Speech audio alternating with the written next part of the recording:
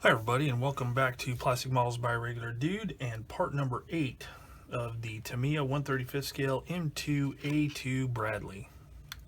Alrighty then, so in the last episode I did the camouflage colors, I did a clear coat, the decals, and some detail painting such as tools, these black caps on the smoke dischargers, guns, stuff like that. The only thing I haven't done is going to be the very last things that I do, and that's I did the ammo cans. I already mentioned the decals. So the only thing left really is as far as painting are the lights, and I'm going to save that for the very last thing because I don't want a flat coat sprayed over it. So in this episode, I'm going to start off with some washes first, then I'll work my way into some weathering. So let me get out some weathering products here, some stuff for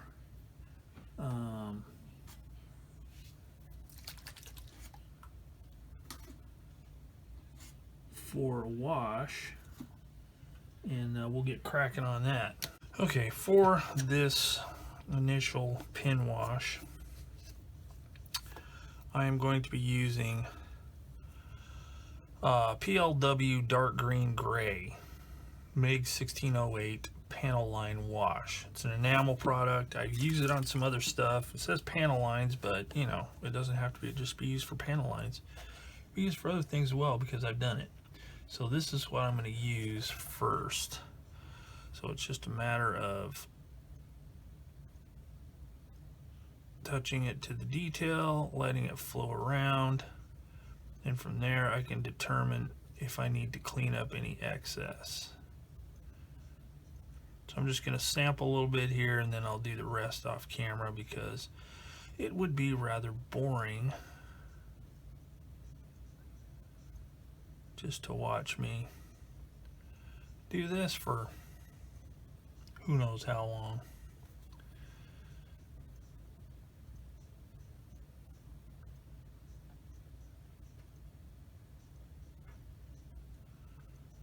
This stuff works really well. It flows really good, and it's really easy to clean up if you get too much. I wouldn't say it's any better than making my own out of Abteilung 502 oils, but it is a little more convenient because, you know, I don't have to mix anything up. I can just use it right out of the jar. And it does clean up really easily. That's kind of a plus.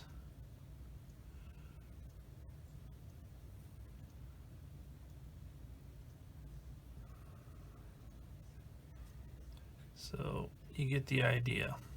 So I'm going to continue working on this, and once I get this all done, then we'll come back and take a look and see what's going to happen next. Alright, so here we are. Everything has been hit with the wash, so I'm going to let it sit for a while, cure up, come back in a bit, and start rubbing off the excess with whatever I need to use. I'll demonstrate it so you can see what's going on. So we'll set this dry for a bit. Alright, so now I can start working on some weathering type stuff. So the first thing I'm doing is I'm putting Blado Model Wash dark brown. I'm just using that as a base for some extra rust effects on these tracks. So I've got those brushed with that. I'm also going to brush it on the cable here just to get a little bit of, I don't want to make it too rusty. Well, I don't want to make it very rusty at all, really, because in reality, it probably shouldn't be rusty at all because I think they're stainless steel. Could be wrong. But I've got some steel cable around here I use for different kinds of repairs, and it rusts. or at least gets oxidized, whatever you want to call it. So that is what I'm going to try and accomplish here. So this is just the first coat. All right, there's that. All right, next thing I want to do is I want to do a little bit more dry brushing on this shovel, and then using the same color I'm going to do a little bit of chipping on some things.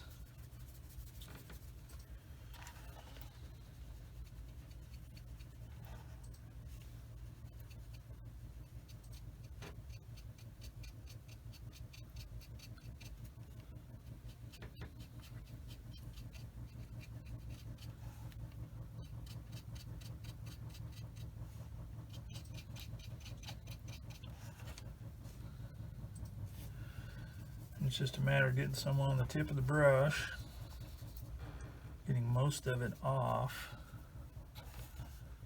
and then gently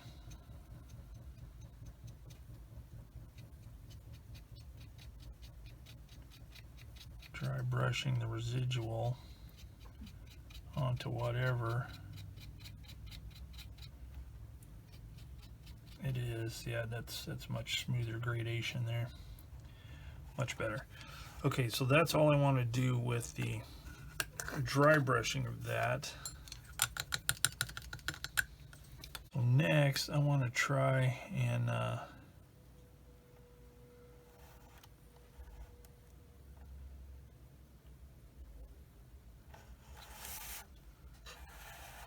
chip up that tanker bar a little bit.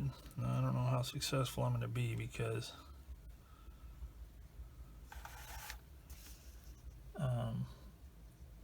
with it being glued in place already, could be disastrous. However, we shall give it the old college try, as people say. Oh yeah, it's fine. Oh yeah, that works. Whew. Just a matter of being very careful, not getting it on the surrounding paint.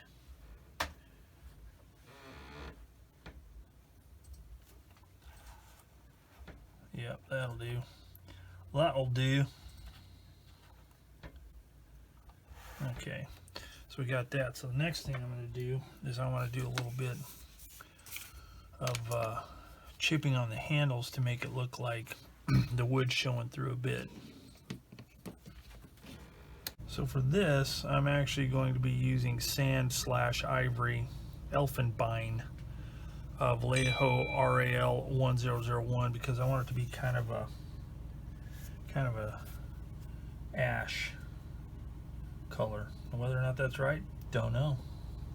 It's one of those things I just can't seem to find an answer in the old research and stuff, but I'll give it a shot.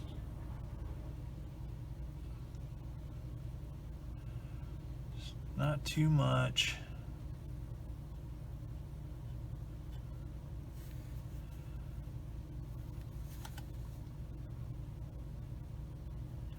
Being careful not to get it on the clamp. And then once I get some on the handle, I'm going to actually use my paintbrush and do a little bit with the paintbrush for areas of more wear. Boy, I'm shaking like a leaf. Okay, there's that. And then need to get a little bit on the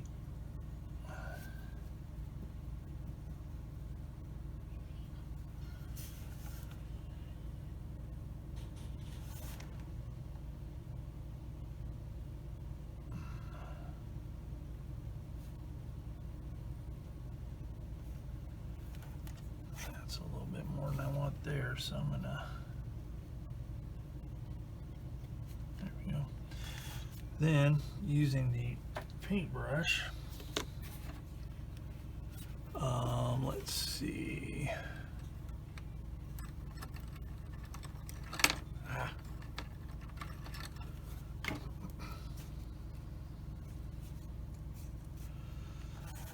I'm going to actually paint this part, not real neatly, because this would get the most wear, because that's where the poor yob having to do the digging would have his hand.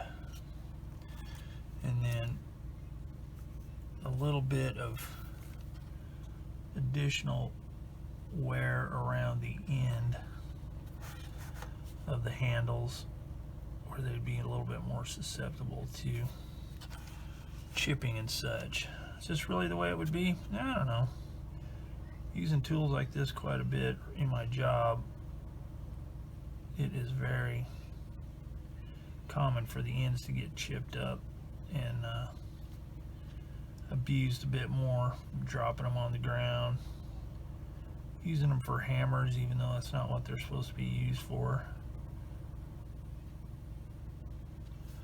like that. And then I'm going to put some right here, because often, having chopped wood as a kid for fireplaces and such before they were outlawed,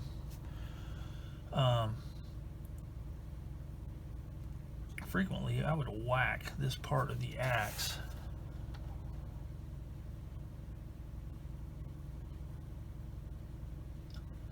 on the wood. So I think that's good. I don't want to overdo it. I just want to get just a touch of the color there.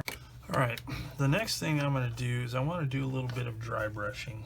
Yes, I know it's old school, obsolete, whatever, but I'm doing this kind of old school method. So, the one thing I'm going to do different than I've ever done in my entire life doing dry brushing is I am going to use 3 different colors to dry brush, for the black, the green, and the brown. So I need to choose a color that is lighter yet kind of in the same color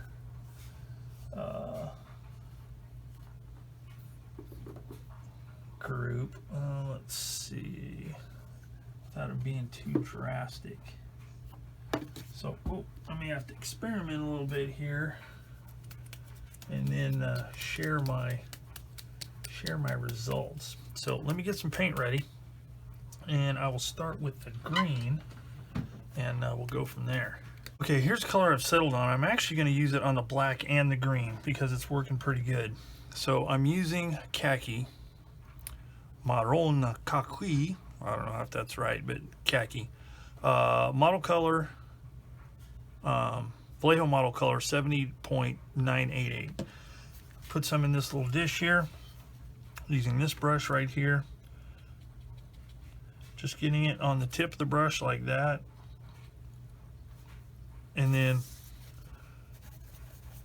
rubbing the majority of it off, leaving very little, because it's easier to add more than it is to take away.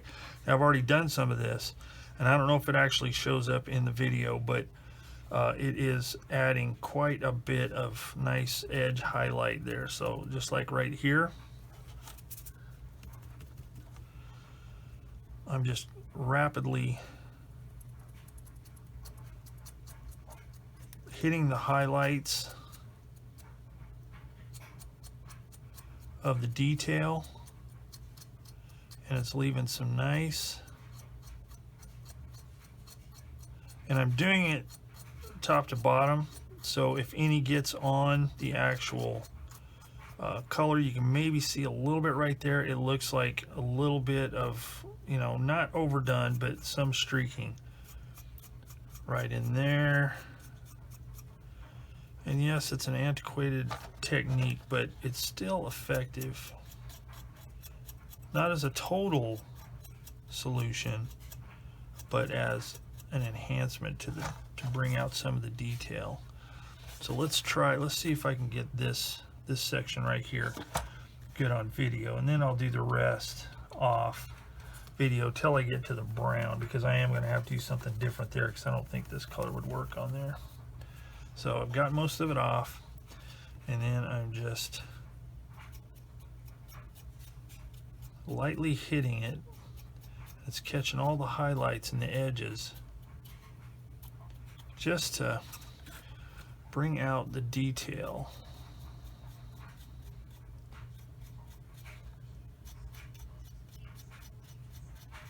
Hopefully you can see what's going on there.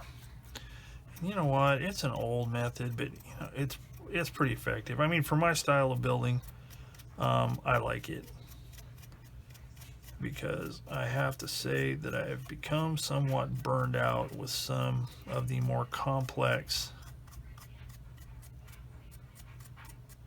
techniques that haven't really been. There we go. So that pops out pretty good. So I think what I'll do is I'm going to do one of these segments, like I'll do all this right here, and then I'll come back and we'll just do a comparison of what it looks like with the dry brushing versus without. All right, so here's what we got going on. This part has been done, this part is not. Now it may not show up on video, I don't know. But all these bolts and even these weld seams are showing up a lot better than on this part here, the handles, and there is some additional fading going on the black and the green. It's very subtle. Again, you may not be able to see it on there. Something I generally do with, you know, with oils, and this is just a little bit quicker and a little less messy. So I may be using this technique for a while. I'm not giving up on oils, but this is kind of easy, and for the types of builds that I'm trying to accomplish right now, this is going to work good. So I've done that part. I like the look of it.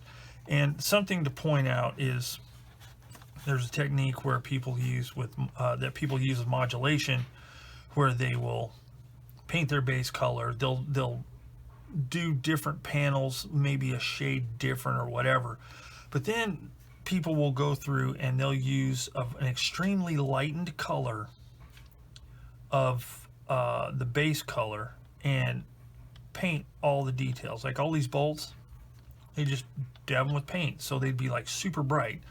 Then once more the weathering process comes in, it tones that down but still makes the detail pop. It's not a method, I think I've tried it before, but it's something I generally don't do. This does a similar thing, yet not quite as harsh. And by harsh, I'm not saying that it's, you know, horrible the way it's done. It's just a little less harsh and more in tune with the style I do, because it's more the edges of the bolt heads and the detail that get hit with the dry brushing technique. So it still makes them pop without it being a completely solid lighter color. Just a different technique, similar result, just a different way of doing things. So what I'm going to do is save time and not do it on camera. I'm going to do the dry brushing on the whole thing, including the turret, then we'll come back and take a look at it. Okay, so I've got the dry brushing done. So next thing I want to do is I want to add a little bit of dust to this, and what I'm going to do is I'm going to really heavily thin some Tamiya XF57. And the only reason I'm using the Tamiya is because I am trying to get away from non-water-based acrylics, is because I don't have anything in buff in a water-based acrylic. So I'm going to use this and see if I can get this thing dusted up a little bit, especially around the lower portions of the kit, like the running gear and stuff. So let me get some paint mixed up, I'll come back with the airbrush and get spraying on that. Actually, I just changed my mind. I'm going to use the sand/ivory RAL 1001, heavily diluted with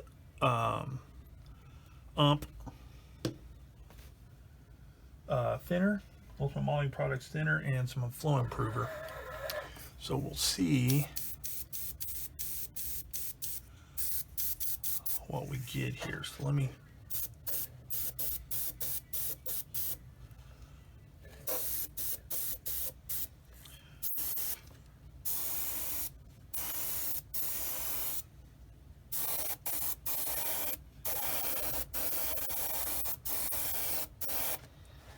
just getting it kind of built up.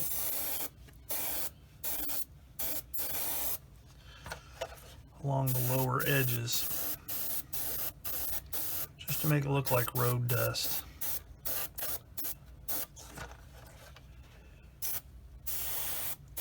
Some on the tracks, because again, I'm not going for a highly weathered vehicle here. This is a Cold War garrison duty vehicle.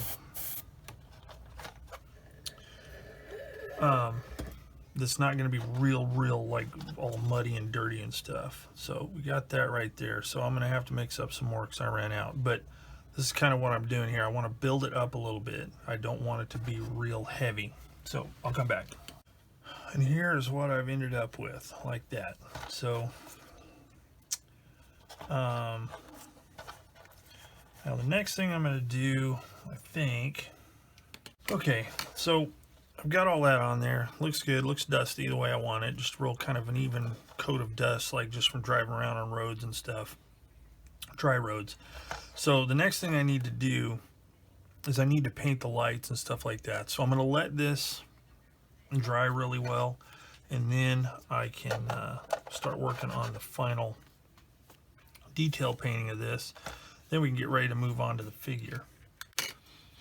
All right, next up, before I get too far, I need to paint some lights. So what I've got is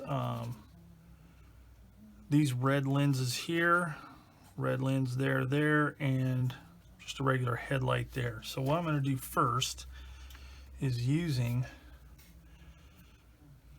Vallejo acrylic metal color, aluminum. I'm going to paint all those lights with an aluminum color first, and then I'll go over them with a clear red. See how that looks. So I got my paint all shooked up, kind of like Elvis, all shook up. Got my handy dandy fine pointed brush for metals. And here we go. I'm going to do the first couple on screen, and then the rest are going to happen off screen because it's very awkward trying to do this. Keep my head out of the way of the camera.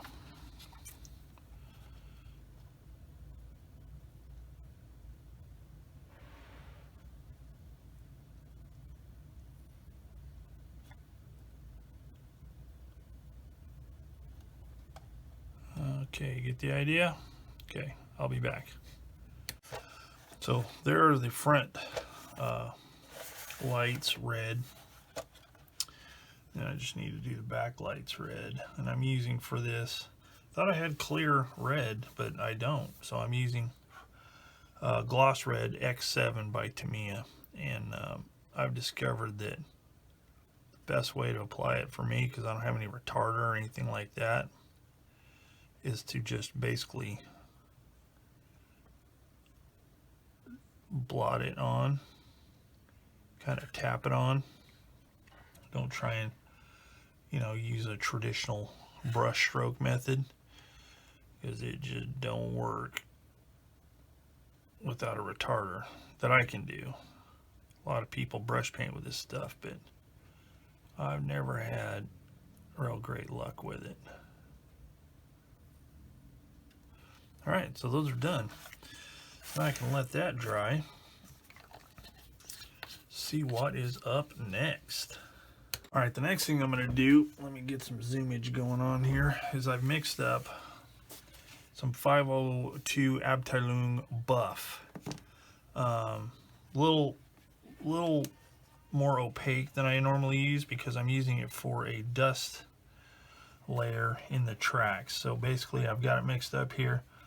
using my favorite brush for doing this kind of stuff, and I'm just gonna flow it along the edges like this to get some dust going on in the in between the tracks and in some of the recesses of the tracks and the detail and all that.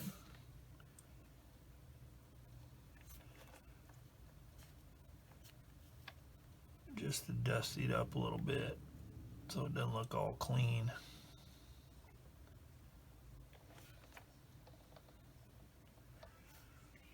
Okay, and that'll just add just a little bit of a dusty effect without overdoing it, because I'm really not wanting it to be, like I said 1,000 times already, sorry, but I'm not wanting to go for a really dirty vehicle here. Just a little bit of wear and tear, just like, you know,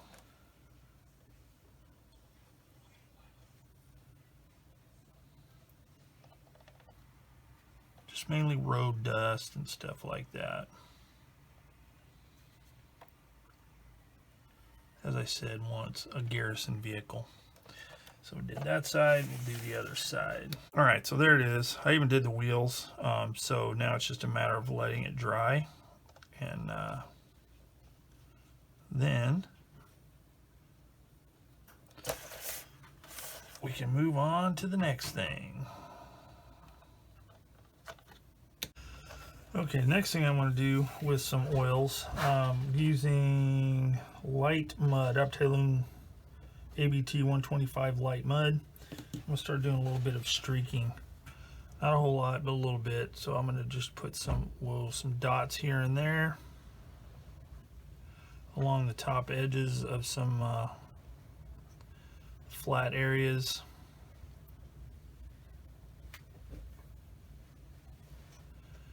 And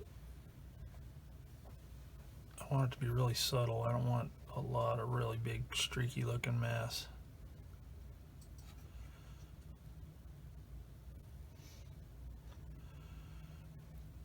So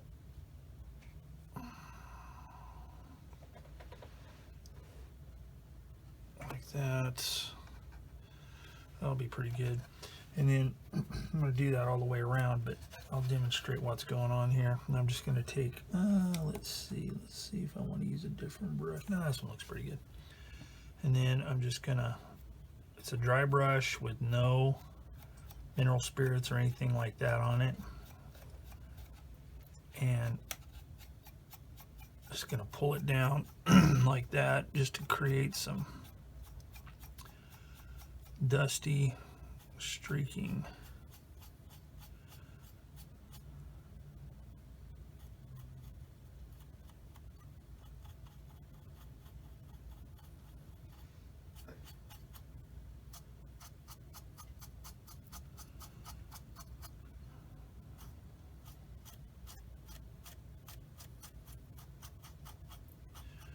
Like this. And if it looks too delineated, if that makes any sense, I'll come back with some mineral spirits and tone it down a little bit, but it looks all right, I think.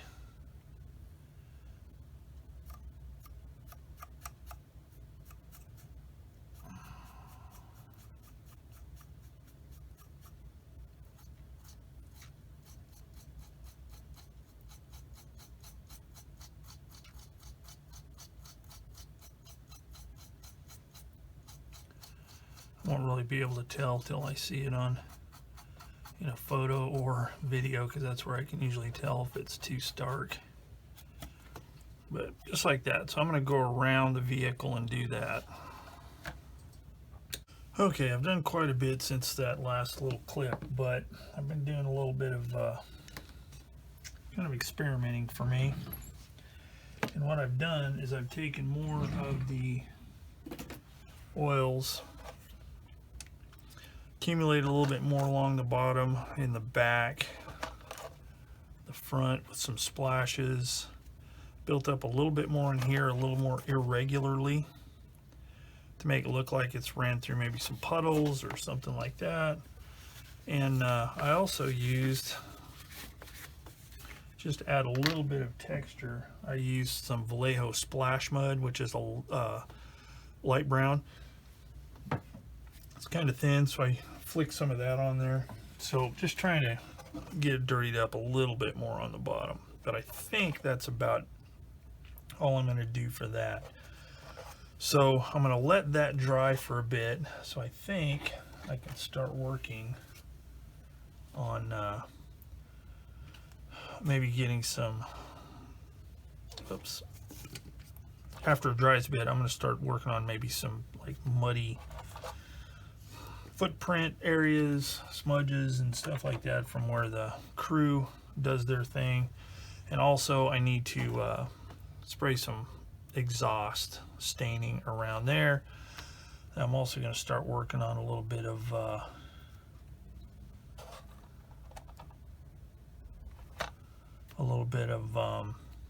fluid staining and stuff like that around the engine compartment, on some of the wheels and stuff like that. But I need to let all this dry first. So come back in a little bit and get to working on that. Okay, with all of that done, I think that the vehicle itself is pretty much finished. I'll take a look at it with fresh eyes later and decide if I need to do more, but overall I'm pretty glad it turned out about the way I wanted it, as far as like not too dirty like I usually do my armored vehicles.